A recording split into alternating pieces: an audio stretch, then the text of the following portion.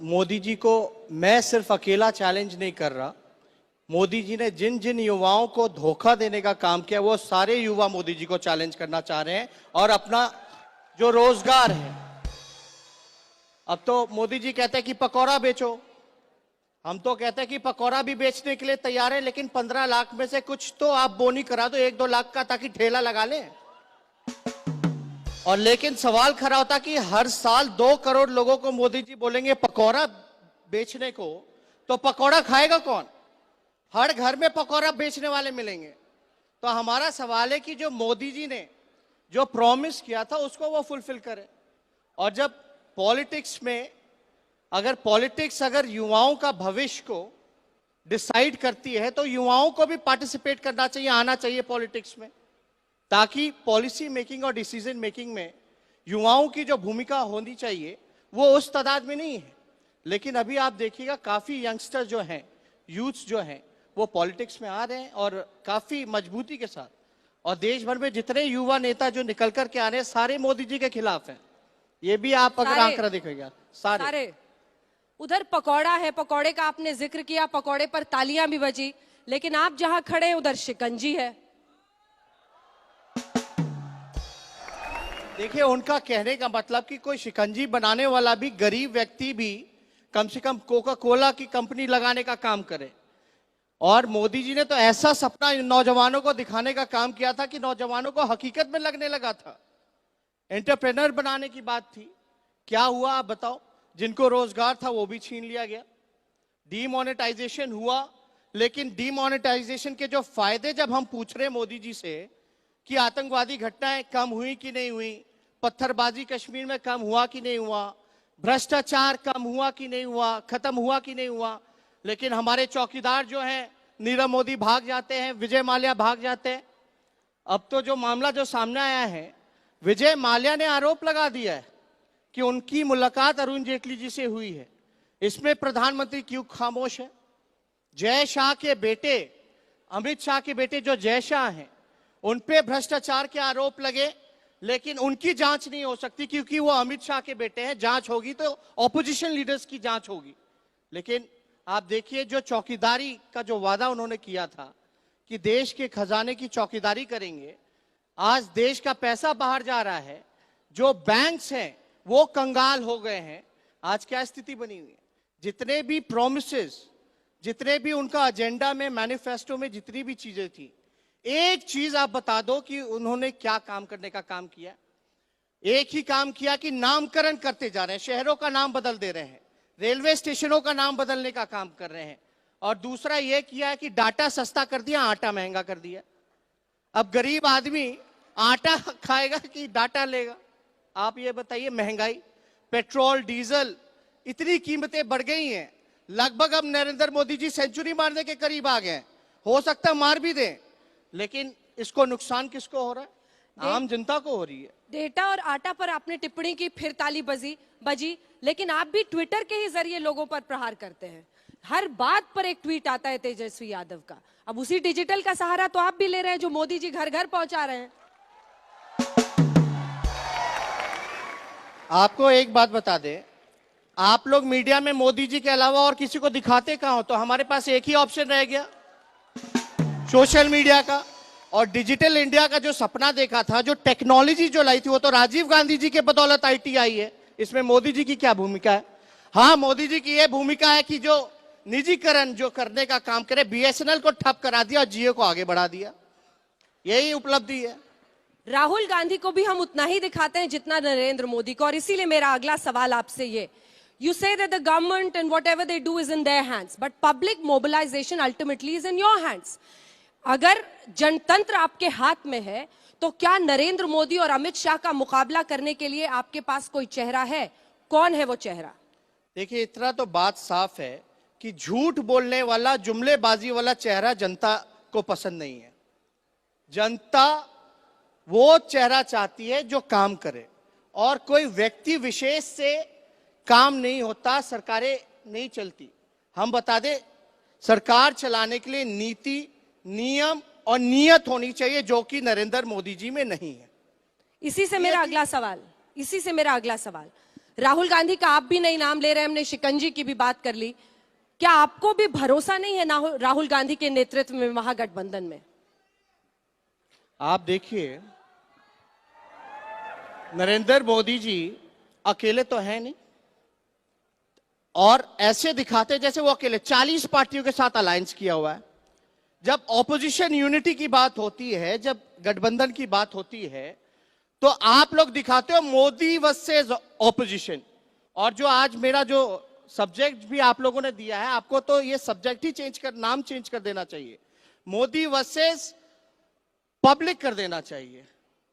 क्योंकि जो सवाल जो है, आप बताइए कि क्या किया मोदी जी ने, आखिर मोदी जी को क्यों चुने? मेरा तो एक ही सवाल है। And we are not against Modi ji, we are against the ideology of RSS which want to divide our country, जो धर्म के नाम पे, जाति के नाम पे खिलवाड़ करने का काम करती है, उनको जो देश में सांप्रदायिक हिंसा को बढ़ावा देने का काम करती है, जो जहर फैलाने का काम करती है, जो हिंदू मुसलमान में दंगा कराने का काम करती है। हम उस आइडियोलॉजी के खिलाफ हैं, और मोदी जी के हाथों में देश सुरक्षित नहीं है। डोकलाम में आप देख लीजिए, चाइना घुस गया, मोदी जी कहां हैं? और आरएसएस के लोग कहते हैं, आर्मी की बेइज्जती करते हैं आरएसएस वाले लोग, कहते हैं कि आर्मी से बेहतर हमारे आरएसएस के वर्कर हैं, जो 3 महीने में तैयार हो जाएंगे लड़ाई के लिए। जब इतनी गोलीबारी चल रही है कश्मीर में, तो कहां है आरएसएस के लोग? क्यों नहीं जाकर लड़ने का काम कर रहे हैं? कम से कम आर्मी की बेइज्जती ना करें, आर्मी के लोगों की बेइज्जती ना करें। बीजेपी का मंत्री कहता है कि आर्मी जो शहीद होता है, जब डेड बॉडी आती है शहीद की, तो बीजेपी का एक मंत्री नहीं जाता है रेस्पेक्ट में, और मंत्री यह बयान देता है, क्यों हम जाए, मेरे जाने से क्या वो शहीद जिंदा हो जाएगा? और मोदी जी खामोश रहते हैं। मोदी जी के केंद्र मंत्री कहते हैं कि हम संविधान को बदलने आए, तो क्या आप आरएसएस और नागपुरिया के कानून को लागू करने आए हो? वो आरएसएस जो अब तक रजिस्टर्ड नहीं है, क्यों नहीं रजिस्टर्ड है आरएसएस ऑर्गेनाइजेशन, क्यों नहीं है? मैं तो पूछना चाहता हूं, कैसे ये चल रहा है? ये जवाब देना होगा। जो नागपुर में हेडक्वार्टर में जो तिरंगा आज तक नहीं फैलाते हैं, भगवा फैलाने का काम करते हैं, आप बताइए, जो नेशनल फ्लैग का सम्मान नहीं करते, वो लोग आज देश चलाने का काम कर रहे हैं और देश को तोड़ने का काम कर रहे हैं। इसलिए मोदी जी तो आएंगे जाएंगे, कोई परमानेंटली तो है नहीं, कोई अमृत पी के तो आए नहीं है, कोई आएगा, बदलाव होगी। और युवाओं ने ठाना है, बाय इलेक्शन हार रहे मोदी जी। अमृत पीकर लेकिन राहुल गांधी आए हैं क्या? कोई नहीं पी के आए, ये तो लोकतंत्र में। तेजस्वी यादव या राहुल गांधी? यहां पर लोगों से पूछें एक बार। आप लड़ाई मत लड़वाइए, कोई फायदा नहीं होने वाला। आप राहुल गांधी की बात करें, मीडिया तो हाथ धो के मेरे और मेरे भाई से ही लड़वाना चाहता है, घर को तोड़ना चाहता है, ये स्थिति है। तो उस पे हम लोग लड़ने झगड़ने वाले लोग नहीं है। वैसे घर की क्या स्थिति है? घर की स्थिति बहुत अच्छी है, लेकिन हमारे देश की स्थिति नहीं। हमें अपना ध्यान अपने घर पे नहीं, देश के लोगों की है। देश की स्थिति सुधरनी चाहिए, ना कि मेरे घर की स्थिति सुधरनी चाहिए। एक बार यही बात तो मैं आपको कह रहा हूं अंजना जी, कभी मोदी जी को बुलाइए, अमित शाह जी को बुलाइए, पूछिए देश की स्थिति कहां है, इकोनॉमी क्यों डाउन हो गया, जीडीपी क्यों डाउन हो गया, महंगाई क्यों हो गई, नौजवानों की रोजगार को क्यों छीना जा रहा है, नए अपॉर्चुनिटीज लोगों को क्यों नहीं मिल रहे हैं, जो छोटे मोटे जो बिजनेसमैन थे उनके दुकान को क्यों बंद कर दिया गया, ये प्राइवेटाइजेशन क्यों किया जा रहा है। यहां काफी लोग यूनिवर्सिटीज में आए होंगे, जिस प्रकार से जितने यूनिवर्सिटी, चाहे जेएनयू हो या डीयू हो या अन्य संस्थानों की बात अगर करें, तो वहां भी आरएसएस जैसे वाइस चांसलर को बैठा दिया गया। क्यों? उनको क्या पता? पर उसी आरएसएस में तो प्रणब मुखर्जी चले गए, सैंक्टिफाई कर दिया उन्होंने। जाना आना अलग बात है, लेकिन हमें अगर बुलाते हैं तो आप जाइएगा? एकदम नहीं जाएंगे। और हम तो जो रजिस्टर्ड ही नहीं है, रजिस्टर्ड है क्या आरएसएस? आरएसएस की तरफ से अगर न्योता आए कि युवा ऑर्गेनाइजेशन नेताओं जो का रजिस्टर्ड ऐसा ही शिखर सम्मेलन कर रहे हैं, उसमें तेजस्वी यादव आप भी आइए, जाइएगा? जो देशद्रोहियों के साथ हम बैठेंगे, जो देश को तोड़ने का काम कर रहे असहिष्णु तो नहीं हो रहे आप? हैं, एकदम नहीं हो रहे, एकदम नहीं। वही तो आप देखिए ना कि अनरजिस्टर्ड है वो तो आरएसएस, क्यों है, रजिस्ट्रेशन क्यों नहीं करा रही है? अच्छा, आप जरा लालू प्रसाद यादव जी पर आते हैं। कुछ पिता ने आपको एडवाइस दिया, कुछ बताया कि पॉलिटिक्स में क्या करना चाहिए, क्या नहीं करना चाहिए, या कुछ सुझाव ऐसे कि ऐसे बोलो, लोग तुम्हारी बात ज्यादा सुनेंगे, ज्यादा करीब आएंगे? कुछ टिप्स उनके, क्योंकि मजे हुए नेता है अपने वक्त के। देखिए, सिर्फ मेरे को ही नहीं, उन्होंने काफी लोगों को आगे बढ़ाने का काम किया है। हमारे जो चाचा हैं बिहार में, पलटू चाचा के नाम से जाने जाते हैं, उनको भी उन्होंने ही मुख्यमंत्री बनाने का काम किया लालू जी की कृपा से। और बचपन से ही सोशली और पॉलिटिकली हम काफी अवेयर रहे और चीजों को देखा है, एक्सपीरियंस किया है। और आजकल का नौजवान नो से मैं यही चाहता हूं कि आप पॉलिटिकली और सोशली आप जागरूक रहिए, अवेयर रहिए। अगर आपको किसी भी पॉलिसी के बारे में जानकारी नहीं होगी तो you can not ask any question.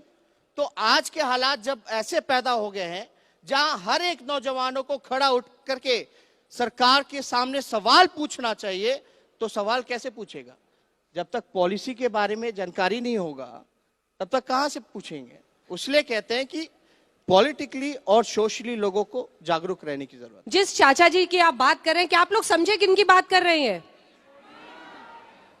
देखिए, पॉलिटिकली अवेयर है। और पलटू चाचा के नाम से जाने हैं। चाचा पहले बोले तो कंफ्यूज थे लोग। चाचा जी अगर फिर से, मतलब नीतीश कुमार अगर फिर से हाथ मिलाते हैं तो आप भतीजे का रोल अदा कीजिएगा? कोई क्रेडिबिलिटी नहीं है। भतीजे का तो रोल हम अभी भी अदा करें, कितना रेस्पेक्ट दे रहे हैं। नीतीश चाचा बोल रहे हैं और उसके आगे क्या शब्द लगाया आपने? लेकिन अगर कोई आदमी गलत अगर पॉलिटिकली अगर काम करेगा, बताओ 4 साल में 4 सरकारें नीतीश जी ने देने का काम किया। काम क्या होगा बिहार में? आज इसके साथ, कल उसके साथ, परसों उसके साथ, सारे लोगों का हर घाट का पानी पी लिया। और हमारे पापा तो कहते हैं नीतीश जी के पेट में दांत है, जो उनको आगे बढ़ाते उन्हीं को सबसे पहले काटने चलते हैं। तो क्रेडिबिलिटी नहीं है। वो आएंगे भी तो अंजना जी कौन गारंटी देगा कि वो वापस फिर से पलटी नहीं मारेंगे? ये डर है। डर हमको क्यों होगा? मतलब क्या अगर पहल हो रही है, पहले तो ये बताइए कि पहल हुई, कोई फोन वोन आया? क्योंकि बताया जा रहा है इंडिया में बहुत खुश नहीं है, बहुत भाव नहीं दिया जा रहा है। आपके जैसे सूत्र होते हैं वैसे हमारे पास भी सूत्र होते हैं। तो उसी हिसाब से काफी जानकारियां मिल रही हैं कि नीतीश जी का बीजेपी में मन नहीं लग रहा। मन इसलिए नहीं लग रहा क्योंकि बीजेपी वाले अच्छे से मजा चखा रहे हैं। जो धोखा 2012 में उन्होंने देने का काम किया था बीजेपी के लोगों को, आज बीजेपी के लोग अच्छे से चुन चुन करके उनसे बदला लेने का काम कर रहे हैं। तो उनका मन नहीं लग रहा। लेकिन कभी भी आपने पॉलिटिकली किसी भी मंच पे या कभी भी आपने उनको देखा नहीं। अच्छा, आपका बड़ा दुश्मन कौन है, मोदी या फिर नीतीश कुमार? देखिए, कोई दुश्मन नहीं है, ना मोदी जी है ना नीतीश कुमार जी है। पॉलिटिकली दुश्मनी क्या है? वो अपनी बात रखते हैं, हम अपनी बात रखते हैं। क्योंकि आप और नीतीश मिले बिहार में तो बीजेपी का सफाया कर दिया बिहार में। तो फिर अगर ऐसी नौबत आती है 2019 में कि आपको एक मौका मिले और मोदी को आपको साफ करना है वहां से, आप तो उनको फिर अभी बाई इलेक्शन में मोदी जी नीतीश जी सब साथ में थे, क्यों चुनाव हार गए? तो नीतीश जी अब जहां भी रहेंगे उस नैया को डुबाने का काम करेंगे। तो वो जहां है वहीं ठीक रहे, मोदी जी के साथ है। कुछ दिन पहले मोदी जी ने कहा था बिहार चुनाव में कि नीतीश जी का डीएनए खराब है। अब मोदी जी से पूछना चाहते हैं क्या डीएनए ठीक हो गया है? और नीतीश जी ने यह कहा था कि ये डीएनए मेरे को गाली नहीं बल्कि पूरे बिहार को गाली देने का काम कर रहे हैं। पूरा एक कैंपेन चलाया था, 2 करोड़ लोगों ने साइन करके पीएम को भेजने का काम किया था। अब नीतीश जी से पूछिए, जो बिहार के डीएनए को गाली देता आप उसके साथ कैसे चल गए? कोई जवाब ही नहीं मिलता। ये तो तानाशाह रवैया इन लोगों ने अपनाने का काम किया है। कई जर्नलिस्ट जो सही न्यूज दिखाते हैं, जो सवाल पूछते हैं, उनको अपना नौकरी से हटना पड़ता है। क्या स्थिति बनी हुई है? महागठबंधन बताइए कैसी ताकत होगी कि मोदी को आप लोग हराएंगे? नीतीश कुमार को आप कह रहे हैं अब स्वीकारेंगे नहीं। आप सेंध लेकिन मारने की कोशिश कर रहे हैं। रामविलास पासवान के घर में भी कुछ लोग ऐसे हैं जिन्होंने उनकी पार्टी को छोड़ के आपकी तरफ कदम बढ़ाया है। कैसे कैसे ग्राउंड बनेगा? कौन चेहरा होगा? किसके नेतृत्व में मोदी को हराने की नौबत में आएंगे? मोदी जी को हराने के लिए महागठबंधन की जरूरत नहीं। मोदी जी को हराएगी देश की जनता, हराने का काम करेगी। और उसमें सबसे ज्यादा भूमिका नौजवानों की होगी, क्योंकि somehow the youth of our country they feel cheated।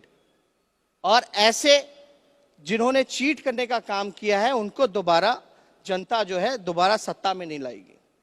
और मोदी जी देखिए अकेले तो है नहीं, फिर आप मोदी जी कहते हैं एनडीए का क्यों नहीं नाम लेती हैं आप मोदी जी अकेले क्यों दिखाती हो? 40 पार्टियां हैं वो तो और clear है। महागठबंधन दिखा रहे हो। क्योंकि लोगों तेजस्वी को जी- तो ये लगता होगा ना कि मोदी जी अकेले लड़ रहे हैं। क्योंकि तेजस्वी जी वो तो क्लियर है, 1 मोदी, 2 मोदी, 3 मोदी, 1 to 10 के बाद किसी और की गिनती शुरू होती है।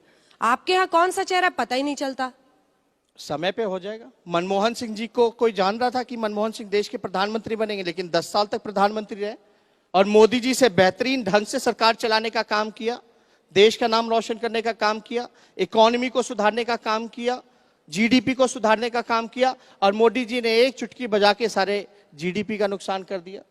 अब तो यह सुनने में आ रहा है कि देश जो करेंसी जो आरबीआई छापने का काम करता था, अब यह सुनने में आ रहा है कि अब चाइना छापेगा। बताओ, देश का या दुनिया का पहला ऐसा खजांची होगा आरबीआई जिसको अब तक ये नहीं पता कि डीमोनेटाइजेशन के बाद कितने नोट उन्होंने छापे और कैसे पुराने नोटों को नष्ट करने का काम किया। इंक खत्म हो जाती है, पेपर खत्म हो जाते हैं, इंक खत्म हो जाती है। ये देश संभल रहा है। अब मोदी जी खादी की बात करते हो, देश के लोगों को आगे बढ़ाने की बात करते हो और सारा माल चाइना से करवाने का काम कर रहे हो। कितनी तो ये कैसे सीटें होगा? 2019 में आरजेडी की कितनी सीटें बिहार में? मैं एक बार स्पष्ट- इनसे पूछे। बिहार पर्टिकुलर नहीं, मैं 3 राज्यों का आंकड़ा देता हूं, यूपी, बिहार, झारखंड। यूपी में 80 सीटें, बिहार में 40 और झारखंड में 14, टोटल 134 सीटें होती है, 134। Currently BJP holds around 115 seats. अगर जिस प्रकार से यूपी में मायावती जी एकजुट हुए, मुख्यमंत्री को अपनी सीट गंवानी पड़ी, बीजेपी के लोग हारे, जो कि गढ़ माना जाता था बीजेपी का, और बिहार में जिस हिसाब से रिजल्ट्स आ रहे हैं और जिस हिसाब से फीडबैक आ रहा है, और झारखंड में जिस हिसाब से यूनिटी हुई है, तो 100 सीट का तो नुकसान बीजेपी को हो ही जाएगा, क्लियर, उसमें कोई डाउट नहीं। यानी बीजेपी जो है मेजॉरिटी में खुद से नहीं आएगी और 100 सीट माइनस होने का मतलब कि वो दोबारा सत्ता में नहीं आने जा रहा। अगर यूपी, बिहार और झारखंड से 100 सीटें आप लोगों को आ गई, तब तो 3 प्रधानमंत्री देश में बनाने पड़ेंगे। अंजना जी से पूछिए कि ये प्रधानमंत्री 3 कह रही है, कौन होगा चेहरा। अभी तक ये कंपटीशन की बात करा रही है प्रधानमंत्रियों के ऑपोजिशन में, लेकिन पूछे किसी नेता ने ऑपोजिशन के ये क्लेम किया कि वो प्रधानमंत्री के कैंडिडेट होंगे? राहुल जी तो कह रहे हैं सबसे ज्यादा सीटें आई वो तो। खुद को नहीं बोला ना। ऑब्वियसली अगर हमें ज्यादा सीट आएगी हमारी पार्टी को, तो हम तो क्लेम करेंगे ना, ये तो जायज है। तो कोई भी अगर पार्टी को, अगर whichever party will be a single largest party, obviously they will claim it. क्यों नहीं क्लेम करेंगे? and they will ask for the support from their partners. 2019 में नीतीश बाबू का क्या होते हुए देख रहे हैं आप? वो अभी नहीं है तो बाद में कहां पूछ रही है? अभी तो मुख्यमंत्री हैं। फर्जी मुख्यमंत्री है, चोर दरवाजे से आए हुए। आप देखिए ना, वोट किसके नाम पे मिला था? महागठबंधन के नाम से। सरकार में कौन है? बीजेपी। तो चोर दरवाजे से हुआ कि नहीं हुआ? जनादेश का अपमान हुआ कि नहीं हुआ? Has he cheated? He's not a chief minister, he's a cheat minister. धोखा दिया है। बिहार में लॉ एंड ऑर्डर देख लीजिए, मासूम बच्चियों के साथ बलात्कार हुआ, इंस्टीट्यूशनल गैंग रेप्स हुए, मुख्यमंत्री was quiet, chief minister was quiet. Why? Because their party leaders and his close aide was involved in it. और आप लोगों ने नीतीश जी से एक सवाल नहीं पूछा, हमको जंतर मंतर आना पड़ा।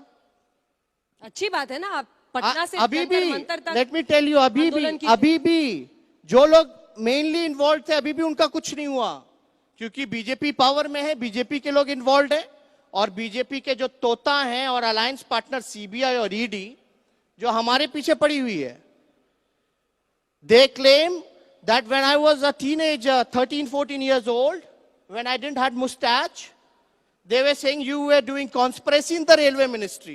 How is it possible? I used to play cricket during at that time. I was in school. वैसे क्रिकेट नहीं, आप बताइए ना, 14 साल का बच्चा कॉन्स्पिरेसी रेलवे मिनिस्ट्री में कैसे करेगा जब मूछ भी नहीं था? तो क्या बकवास है। देश कहां जा रहा है? मतलब मोदी जी और अमित शाह के खिलाफ पूछो। तेजस्वी का जांच हो सकता है, मेरी मां का जांच हो सकता है, मेरे पिता का जांच हो सकता है, मेरी बहनों का जांच हो रहा है, मेरे ब्रदर इन लॉज का जांच हो रहा है, मेरे जितने इन लॉज थे सिस्टर्स के, उनके रिश्तेदारों का जांच हो रहा है। आखिर एक ही फैमिली की होती रहेगी। और हम लोगों का हुआ क्या? डीए केस हम लोग जीत गए सुप्रीम कोर्ट से, हम तो जीत चुके हैं। लेकिन फिर भी हम पे प्रेशर डालने के लिए, इन्वॉल्व इधर से उधर किया जाए, इसलिए ये कोशिशें कर रहे हैं वो। लेकिन अमित शाह के बेटे जय शाह का जांच नहीं हो सकता। क्यों नहीं हो सकता? क्योंकि वो बीजेपी प्रेसिडेंट का बेटा है और सीबीआई और ईडी उनके मुट्ठी में। चलिए 2019 में आपके पास मौका होगा सत्ता परिवर्तन का, और उसमें फिर देखना होगा आपकी कसौटी और मेरे आपकी पास बात अंजना जी कहां तक पहुंचती है। अगर इन लोगों की कृपा हुई, जनता की कृपा हुई, तो 50 साल राजनीति करूंगा। 29 साल का हूं मैं, मौके बहुत मिलेंगे। मन छोटा नहीं करना चाहिए, मजबूती के साथ लड़ाई लड़नी चाहिए। चलिए 2019 के 5 साल बाद की भी तैयारी कर ली है प्रीति उन्होंने। बहुत बहुत धन्यवाद।